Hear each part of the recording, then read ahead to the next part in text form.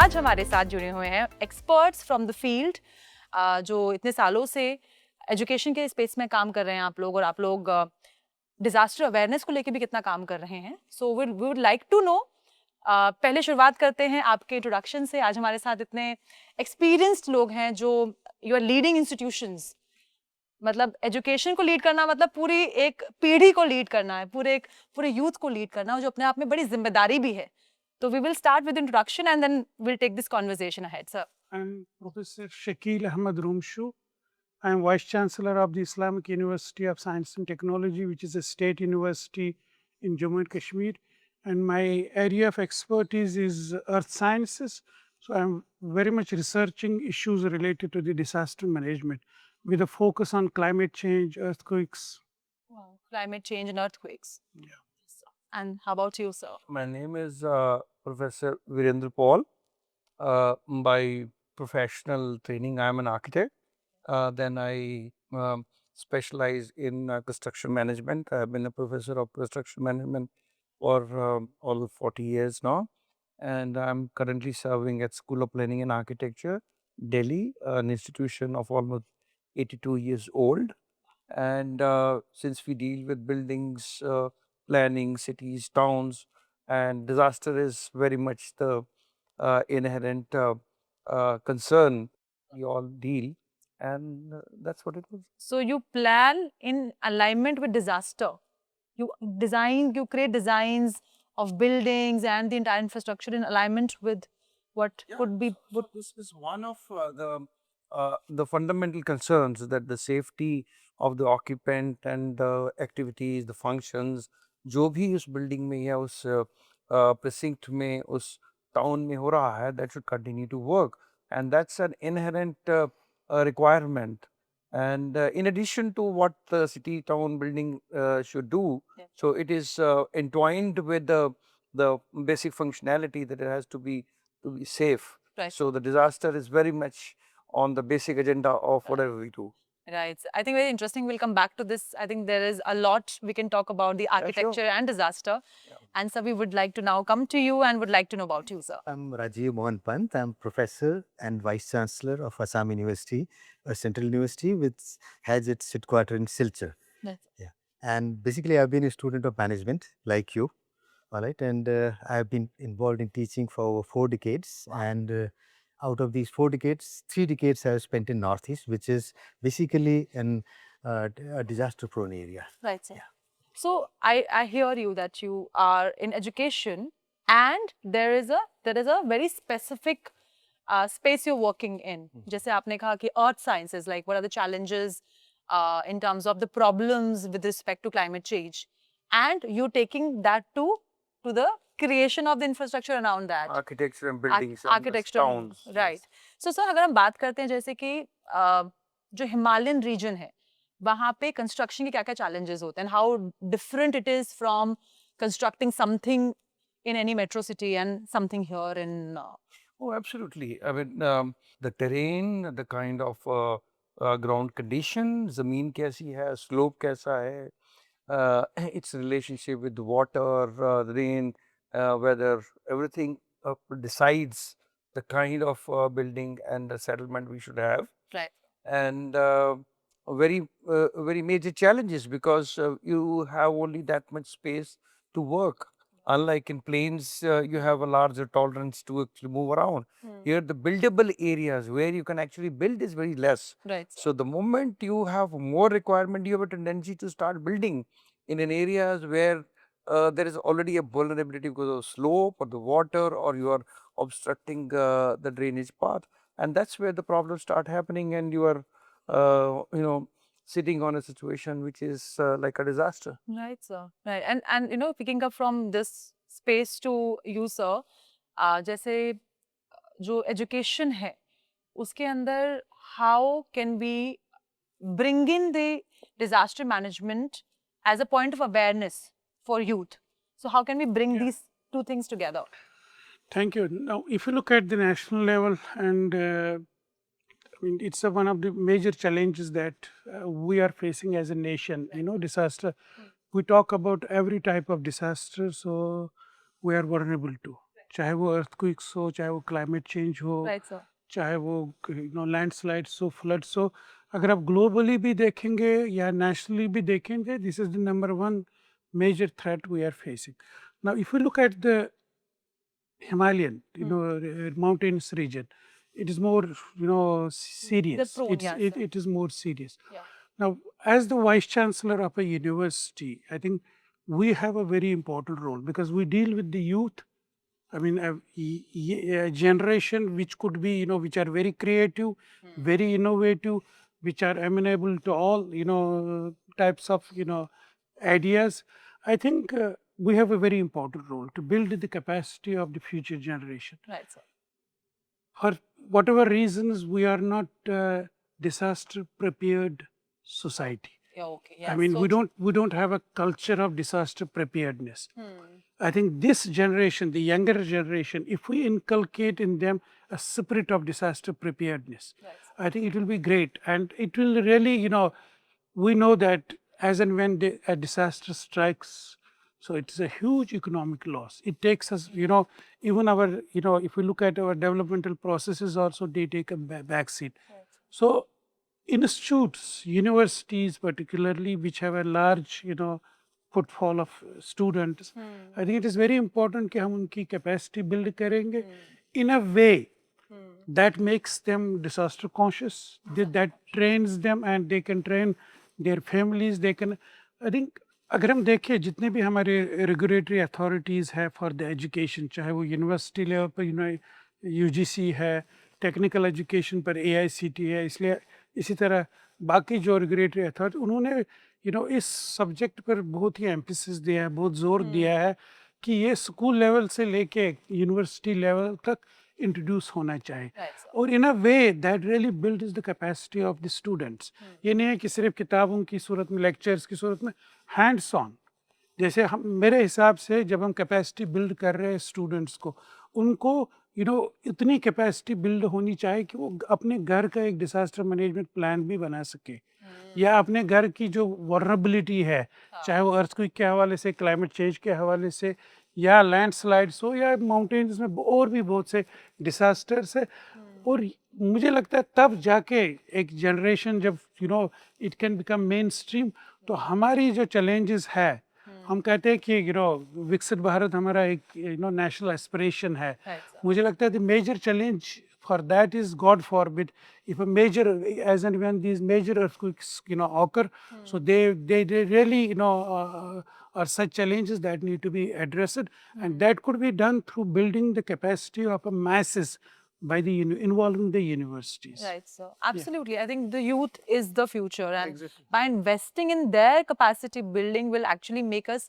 आपने एक बहुत अच्छा शब्द इस्तेमाल किया था, being disaster conscious. Yeah. Disaster conscious. And sir, you are the VC from Assam University, and वहाँ के challenges और यहाँ के challenges पहाड़ों के similar ही हैं, है ना?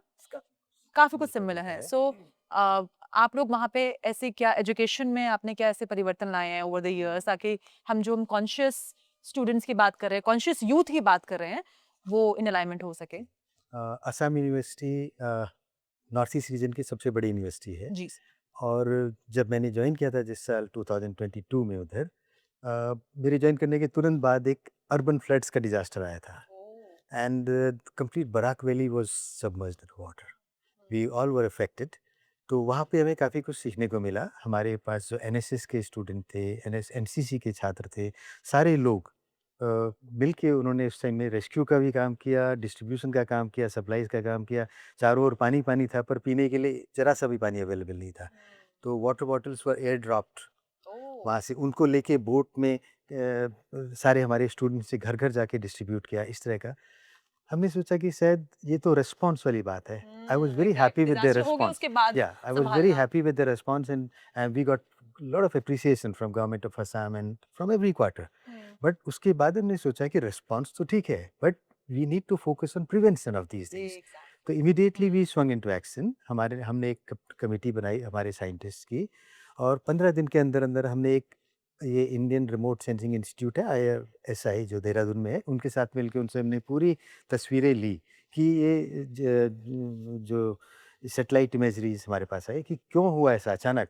एक दिन में इतनी सारी बारिश हुई कि उसकी वजह से सारा मिजोरम की पहाड़ियों से, मणिपुर की पहाड़ियों से इतना पानी आया कि पूरी Barak valley was under flood. तो उस पे हम लोगों ने एक रिपोर्ट बनाई so that we can think of better solution for future. And वो रिपोर्ट हमने सब जगह सबमिट भी की है and that has been accepted. तो हमारा बेसिकली काम यही है कि प्रिवेंशन के लिए भी हम तैयार करें। और अभी मैं आपको एक अच्छी खबर देना चाहूँगा कि अभी कल ही हमारे पास यूजीसी से एक चिट्ठी आई है जिसमें कि यूनिवर्सिटीज़ को, स्कूल्स को मेंटर करना है, स्कूल टीचर्स को मेंटरिंग करने का है। तो मेंटरिंग हर तरह से होगी। उनको डिजास्टर के बारे में भी हम लोग will try to mentor those people because they operate at grass root level, even we are operating at grass root level. तो ग्रास रूट लेवल पे यदि हम प्रिपेयर्डनेस को बढ़ा सकें तो I think that's going to be a game changer. और north east region जहाँ से मैं अभी पिछले 30 सालों से हूँ, that is very much prone to disasters. वो पूरा जो सीस्मिक जोन 5 में आता है, पूरा का पूरा नॉर्थ ईस्ट, वहाँ के बड़े कुछ ऐसी यूनिक चैलेंजेस हैं जिसको कि हमें, मुझे कभी कभी डर भी लगता है उसके बारे में बात करने में। मैं असम यूनिवर्सिटी ज्वाइन करने से पहले 7 साल national institute of rural development and Panchayati Raj में डायरेक्टर के पद पर था। मैं 8 स्टेट का काम देखता था, 8 नॉर्थ ईस्ट स्टेट्स का काम देखता था। आप यदि मिजोरम जाएंगे तो मिजोरम में आइजोल में आपको मल्टी स्टोरीड बिल्डिंग नजर आएंगी, 8 स्टोरीड बिल्डिंग। अच्छा। गुवाहाटी में भी सेम केस है। यदि वो गवर्नमेंट का वो रेगुलेशन ना हो तो शायद वो 10, 12, 15 स्टे हो। और इतना कंजेस्टेड आइजोल में जाएंगे, god forbid if any earthquake और anything happens there, I don't know what will be the situation there. तो ये हमें लोगों तक पहुंचानी है ये बात, इस पे हमें पॉलिसीज बनानी है, हमें रिसर्च भी करनी है कि यदि किस तरह की, जैसे डॉक्टर साहब ने बताया कि घर बनाने तो कैसे, हाँ। असम में जिस तरह के घर पहले बना करते थे, britishers knew that this is a disaster prone area, this is earthquake seismic zone 5 area. Right. They always prescribed Assam type houses, very light structured building. Bamboo इसमें यूज होता है, बैम्बू की टेंसिलिटी भी बहुत ज़्यादा होती है as compare to steel and all. तो वो असम टाइप क्वार्टर्स बनते थे। आज multi storey skyscrapers are coming up, we are heading for a disaster. Oh my So God. we need to propagate this idea that we need to go for very eco-friendly systems there. Wow. Yeah, I mean, just I'm listening to all of you. So, picking up from you, sir, you're talking about the infrastructure. So, there are 3 terms which are, standing out for me, like a disaster-conscious infrastructure, disaster-conscious youth, and we need to have disaster-conscious preparedness. तो ये जो तीनों terms हैं, these are standing out for me. And देखिए, अगर ये terms आपके experience से आ रहे हैं, तो मतलब you have spent so much time in this domain. And before we go into the more technicalities, I would like to understand your journey with this word, like disaster, with the entire subject. So, I'm more curious to know कि आपकी journey की शुरुआत कब हुई इस topic के साथ, इस subject के साथ, sir. So we can start with you and then we can go ahead. कि 90s के मिड दशक में ऐसे ही एक सब्जेक्ट एनकाउंटर हुआ, फायर सेफ्टी इन बिल्डिंग्स। तो कोई बहुत ज़्यादा उसको पढ़ाने का लोगों को रुचि नहीं थी और पढ़ाने का मटेरियल भी नहीं था। तो किसी ने कहा ये तुम ही करो। अच्छा। तो हमने कहा कि कि सर बात होती है कि फायर एक्सटिंग्विशर क्या है, ये है। तो हमें भी ऐसे ही था कि क्या जानकारी है, थोड़ा देखें। तो थोड़ा ऊपर से कुरेदना शुरू किया, तो लगा इसमें तो एक्साइटमेंट भी है। But then soon when we got into the subject, we realized that there is a lot of knowledge deficiency, and knowledge deficiency in terms of how to build it into our systems. Okay, फिर gap. पता लगा कि ये जो हमारा emergency management system है cities में, अगर ये समय पे नहीं पहुंचे, जैसे 7, 8, 10 मिनट के अंदर पहुंचना चाहिए, then things will escalate to a level wherein the system will be overwhelmed. The moment system in an emergency situation is overwhelmed, it becomes a disaster. तो जब हमने दिल्ली की बात देखी तो हमें लगा यहाँ तो ट्रैफिक की वजह से, डिस्टेंस की वजह से, बिल्डिंग्स की इंफ्रास्ट्रक्चर की वजह से very often we are on the side of the disaster. फिर चाहे उपहार ट्रेजिडी ले लीजिए, या अभी एक कल परसों वाली जो हांगकांग में बात हुई है, हाँ, I was तो thinking about fires that. Are becoming a disaster of a very different nature. तो वहाँ से फिर हमारा बाकी जो डिजास्टर वाला जो एक्सपर्टीज के लोग हैं उनके साथ मिलना शुरू हुआ. So then we found that there in basically we do not really have a concerted effort. We have a layer of disaster preparedness, prevention, and that kind of a dealing. But the level to which we should be dealing with these subjects in our buildings, in our planning, शायद उस level तक का नहीं था. अच्छा. तो वहाँ से फिर हमने आस्ता आस्ता थोड़ा इसके ऊपर काम करना शुरू देखा. एक अर्थक्वेक हुआ था कश्मीर में, उरी मुजफ्फराबाद उस साइड पे. तो I used to go to Kashmir for some time during that period. Okay. Earthquake तो हो गया, अब वो सर्दी का मौसम आ गया. Then I was used to drive through that and I found that वहाँ घरों में क्रैक्स हैं, लोग रह नहीं पा रहे हैं, और रहेंगे भी कैसे इतनी ठंड में, आगे ठंड आने वाली है, काम हो नहीं रहा. Then I realized that earthquake की स्टोरी न्यूज में से तो हट गई, लेकिन इन लोगों का क्या हुआ? Right right. पता लगा लोग तो यहाँ रह नहीं रहे. अब इतने ही माली हालत तो अच्छी है नहीं कि एक और घर भी है. राइट तो जाहिर है कहीं सब ह्यूमन कंडीशंस में रह रहे होंगे. वहाँ के बच्चे स्कूलों में गए नहीं होंगे, उनके वहाँ पे कोई पेशेंट्स होंगे, उनका क्या हुआ? Then I realized that there is one narrative of disaster and what happens that time. But the consequences are so grave that the society bears it for a very very long time. Exactly. हमें लगता है कि problem हुई, तो but it तो वो जो हमारी वो जिम्मेवारी है, हाँ. उसको मैंने देखा तो मुझे ऐसा लगा कि that this is something which is beyond only buildings, but the preparedness of the society yes to come back to on its own where it was. और वो हमारी एक capacity to bounce back as a resilience to एक shock लिया और वो आना. ये बिल्डिंग और इंफ्रास्ट्रक्चर की प्रॉब्लम नहीं है, ये हमारा पूरा सोसाइटी सिस्टम का एक चैलेंज है, जिसमें जिसमें एक बिल्डिंग का हमारा एक रोल है, लेकिन सोसाइटी को उसकी तरफ तैयार करना, जैसे जापान की बात होती है, दूसरे देशों की बात होती है. तो now my feeling is that disaster is far more complicated what I actually used to think when I Back in started my 90s. journey. Yeah. Right, sir. That's very interesting. I mean, Yeah. for listening to all of you about कि जैसे आपने मुझे बताया वहाँ का floods का, and then you work, but you also thought कि इसको reverse से कैसे सोचना है, कि तैयारी कैसे की जाए कि अगर ऐसा कुछ हो ही ना, या आसपास की चीजें ऐसी हो कि इतना बड़ा disaster ही ना हो. Yeah, I mean, the beauty is that the way you shared your journey, and before we go, I would like to know your experience also. That how did you get into this space, sir? कि मेरा ताल्लुक जो है जम्मू कश्मीर से है. जम्मू कश्मीर एक mountain state है, Right, sir. And बहुत ही नेचर ने जम्मू कश्मीर को एक बहुत ही खूबसूरत खत्ता Yes, बनाया है. Yes, sir. लेकिन उसके साथ साथ भी आप किसी भी डिसास्टर का नाम ले लीजिए, we are vulnerable to that. चाहे वो अर्थक्वेक्स हो, चाहे वो फ्लड्स हो, चाहे वो लैंडस्लाइड्स हो, एवलांचेस हो, Right, sir. या कोई और जो भी डिसास्टर है. तो इस सिचुएशन में जो मेरी पैदाइश हुई है, तो इन चीज़ों के साथ जो है बार बार वास्ता होता है, कनेक्शन होता है. तो so I have taken disaster management और डिसास्टर चाहे वो क्लाइमेट चेंज हो, चाहे फ्लड्स हो, चाहे जितने भी हमारे, क्योंकि my field is earth science, तो सारे जो हमारे disasters I have been researching first hand. मेरा जो ऑलमोस्ट 37 ईयर्स का जर्नी है इन एकेडेमिया, वो सारा फोकस है ऑन द डिसास्टर. सो चाहे वो डिसास्टर वल्नरेबिलिटी असेसमेंट हो या डिसास्टर प्रोफाइलिंग हो.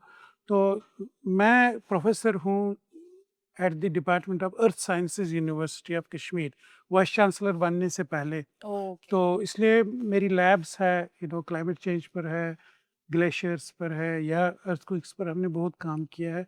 तो ये नेचुरली कि मेरे जैसे एकेडमिक के लिए डिसास्टर के साथ कनेक्ट होना तो बिल्कुल एक नेचुरल सा है. It is a very homogeneous assimilation. Right, sir. तो अगर आप देखें जो पिछले 37 ईयर्स में जो हमने काम किया है, खासकर हम रिसेंटली जो है मेरा फोकस है on climate change. Right, sir. तो आप देख लीजिए क्लाइमेट चेंज इज ओवरआर्चिंग जितना भी आप देखिए, जो भी एस्पेक्ट ऑफ ह्यूमन लाइफ है, जो भी सब आप पे है। सेक्टर ऑफ इकोनॉमी देखेंगे, उस पर उसका Impact है। एडवर्स इम्पैक्ट है, जी सर। खासकर माउंटेन्स एरियाज में। हम्म। बिकॉज माउंटेनस रीजन्स जो है बहुत ज़्यादा सेंसिटिव है हम्म। क्लाइमेट चेंज को।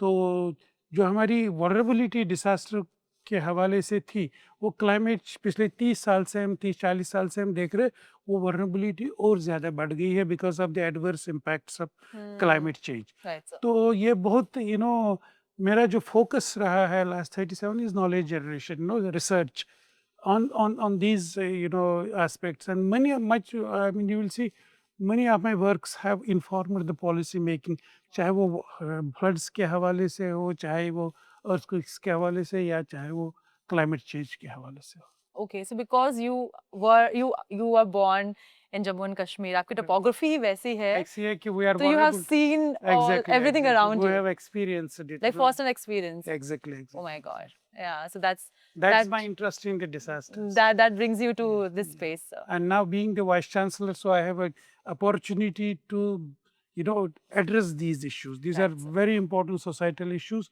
and how do we basically use that knowledge that has been generated in other universities also to inform the planning, to Right. inform the disaster policy making in disaster management. True, sir. Lovely, Yeah. lovely. And sir, how about you? आपकी कैसे journey रही subject के साथ? और I was born and brought up in Uttarakhand, okay, और उसके बाद north east मेरी कर्म भूमि रही है, वाह, और दोनों ही जगह हैं, हम्म, पहाड़ी इलाके हैं, हिमालय का ही हिस्सा है। हम्म, और मैंने कभी भी I never study disaster management in classrooms. अच्छा, मैं कभी भी, मैं मैनेजमेंट का स्टूडेंट रहा हूँ, एचआरएम और मार्केटिंग मैनेजमेंट पढ़ाया जिंदगी भर, जी, और इकोनॉमिक्स पढ़ाया, जी, but I lived disasters, I would say. I am an avid trekker, बचपन से ही ट्रेकिंग करता था, हिमालय पे बहुत ट्रेक किए हैं, और वहीं पे डिजास्टर्स को जानने का मौका मिला। जी, 1991 में मैं सतोपंथ की तरफ था, और जब हम लौट के आए बद्रीनाथ में, तब वो ये उत्तरकाशी वाला भूकंप आया था उस टाइम में, और हम लोग we are stranded there for 3 days। Oh my हमने गॉड, थोड़ा सा महसूस करी उस व्यथा को जो कि लोग महसूस करते होंगे जब डिजास्टर में फंस जाते हैं। जी, 3 दिन तक हम लोग वहाँ पर फंसे थे। उसके बाद कई और ऐसे अनुभव हुए। हम सुनामी के टाइम में हम लोग कन्याकुमारी जा रहे थे, तो सुनामी के टाइम में हमें नगर कोइल में रुकना पड़ा क्योंकि इतना भीषण सुनामी आई थी। तो that was also some experience. Everybody was worried that we are trapped there, no connections कि इन्फॉर्म भी कर सकते थे किसी को। So everyone was worried about our flight and all, but वो रहा। और फिर अगले दिन जब हम कन्याकुमारी गए तो वहाँ दिखने को मिला, तो बहुत सारे डिजास्टर देखने को मिले ऐसे। फिर जब मैंने असम में ज्वाइन किया, असम यूनिवर्सिटी सिलचर में, 1 महीने तक पूरा अर्बन फ्लड से जूझता रहा पूरा बराक वैली। तो ये मैं कहूँगा कि मैंने डिजास्टर्स को जिया है। जिया है, और कुछ और भी अनुभव सीखने को मिले, जैसे कि मैंने बताया कि मैं 7 साल एनआईआरडी में था, national institute of rural development में था, और 8 स्टेट को आप देख के रहे हैं, ग्रामीण विकास का काम देखता रहा। जी, तो वहाँ पे हम लोगों ने डिजास्टर मैनेजमेंट को जीपीडीपी बोलते हैं, ग्राम पंचायत डेवलपमेंट प्लान, ओके, क्योंकि हमारी जो डेमोक्रेसी है 3 लेयर डेमोक्रेसी है, वी ग्रास रूट लेवल तक हमारा पहुँचाने का मंतव्य है। तो हमने कहा कि डिजास्टर मैनेजमेंट दिल्ली से मैनेज नहीं हो पाएगा अकेले। डिजास्टर मैनेजमेंट को गांव-गांव तक ले जाना है। जी सर, ग्रामीण विकास की जो योजनाएं बनती हैं ग्राम स्तर पर, उसमें डिजास्टर मैनेजमेंट उनका एक सब्जेक्ट होना चाहिए। तो जीपीडीपी, ग्राम पंचायत डेवलपमेंट प्लान, उस पे हमने डिजास्टर मैनेजमेंट को एक सब्जेक्ट की तरह डाला। और फिर जैसे सिक्किम में हुआ था, मंगन का जो अर्थक्वेक हुआ था, जी, और बहुत सारे ये तो अरुणाचल में हमने बहुत लैंडस्लाइड देखे। तो इन सब अनुभव से सीखने को मिला, और इनसे एक प्रेरणा भी मिली कि हम कैसे आगे बढ़ सकते हैं। जैसा कि हमने कहा कि prevention, preparedness rather than response. तो रिस्पॉन्स, वो चीज़ को, अभी मैं विश्वविद्यालय में आया हूँ 4 साल से, तो हमने वही चीज़ को यहाँ भी इनकलकेट कर रहे हैं, उसी चीज़ को। हमारे एनएसएस और हमारे यूनिवर्सिटी ने कई सारे गाँवों को अडॉप्ट किया है। तो वहाँ पे हमारे under outreach programmes, we are trying to reach out to the people and trying to spread awareness about these thing. और डेमोन्स्ट्रेशन भी देते हैं, हमारे एनआईएडीएम, एनडीआरएफ, सारे लोगों को हम इन्वाइट करते हैं। और दूसरा, हमारे कोर्सेज में भी हम इसको, डिजास्टर मैनेजमेंट को अपने कोर्सेज में डाला है। Wow, so I mean it's so inspiring to know your journey, कि जैसे आपको एक सब्जेक्ट दिया गया, वहां से you become one of the experts who are talking about it, and your first hand experience, आपका फर्स्ट हैंड एक्सपीरियंस रहा है पूरे एक्सपीरियंस का, ये सारी चीज़ों का। तो सर ये आई थिंक ये जो कॉन्वर्जेशन है ये बहुत पर्सनल भी है और बहुत इम्पोर्टेंट भी है और बहुत लंबी भी है ना, कि बहुत समय चाहिए इन सी चीज़ों को समझने के लिए। और लेकिन आज का जो पॉडकास्ट है इसको शॉर्ट एंड स्वीट रखते हुए, before we close I would like to know one word from each one of you for Himalaya. So when I say Himalayas, तो आपके जहन में एक शब्द क्या आता है सर, बताइए। अगर आप देखिए, जैसे मैंने कहा कि बहुत ही खूबसूरत खत्ता है हिमालय. हाँ, So when we talk about the development, I would say we should always say environmental friendly infrastructure development. So that should be at the core of development in the Himalayas. Right sir. If we want to sustain these, ecosystems which are very important. अगर आप देखें कि climate के हिसाब से, या दूसरे land surface processes है, उनके हिसाब से जो हिमालय की इम्पोर्टेंस है, हमें हिमालयस को कंजर्व करना है, प्रिजर्व करना है और इनको सस्टेन करना है. राइट उस चीज़ के लिए एनवायरमेंटल फ्रेंडली इंफ्रास्ट्रक्चर डेवलपमेंट बहुत ज़रूरी है. Right sir, right sir. And how about you sir, what is your? देखिए, हिमालयन रीजन में खासकर जी सर। आपको नेचर के साथ अपना जीना, शहर, गांव, लाइफ, उसके साथ आपको वो सीखना है. You want to build, you have to build in consonance with nature and as nature desires. As nature desires. Wow. अब वो बारिश आएगी तो बारिश कहती है कि जमीन को नुकसान होगा, तो उसमें आपको उसके हिसाब से करना है. What we tend to do is I decide and I think I can manage nature. It's not correct. Right. Whenever we are at conflict with nature, we are going to have problems. See, in Himalayas, we have towns, buildings, construction of thousands of years. Right. Never ever we had these kind of problems. People learned how to live with the nature. People knew how to live in slopes along the rivers, making the best of their lives, satisfying and with the spiritual experience. It has been a mode of spirituality, Right, sir. and it is the civilization has thrived.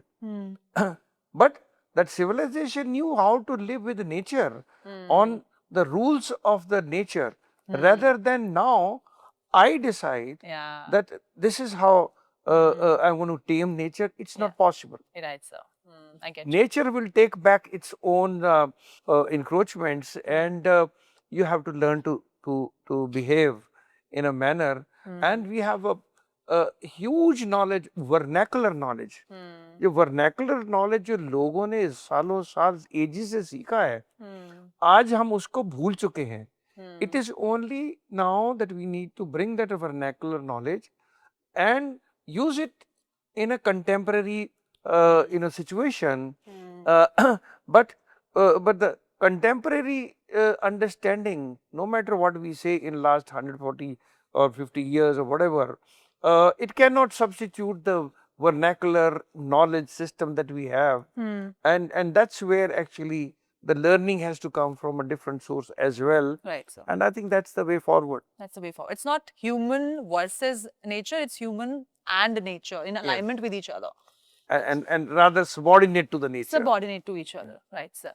And sir, for you, if I say Himalaya, what does Himalaya mean to you, sir? Himalaya serene, नैसर्गिक है, हाँ. और हिमालय इतना बड़ा है कि वो हमें ह्यूमिलिटी सिखाता है. Right, sir. कई बार we are misled by our own positions, ये बड़ा घमंड हो जाता है हमें कि हम बहुत बड़े हो गए हैं. But when we look at Himalayas, Yes, sir. we know how small we are. How So we small need we to are. respect Himalaya. Right, sir. And if Himalaya is indispensable for human survival. मुझे लगता है कि जो तेंजिन नोर्गे ने कहा था कि 7 times have I tried to climb Everest, not to conquer it, but to be in the lap of Mother Nature. Wow. तो हमें वही अप्रोच रखनी पड़ेगी कि हम हिमालय को हमेशा प्रणाम करें, उसकी रक्षा करें, कंजर्वेशनिस्ट वाली अप्रोच रखें, और इतना बड़ा ना समझे कि हम सोचे कि हिमालय को हम जीत लेंगे. अरे वाह, बहुत सुंदर सर, बहुत सुंदर. I think on this humble note that we are small in front of those big Himalayas, and हमेशा ये याद रखते हुए और अपना जो काम है कि being subordinate to the nature, as humans, as the race on this planet, with this awareness, understanding. So we will take a pause for today, and thank you so much for taking out time. और आप बैठ के इतने अपने दिल से बातें करी, इतने अपने सारे experiences share किए. Thank you so much, sir. Thank you. Thank you. Thank you. Thank you.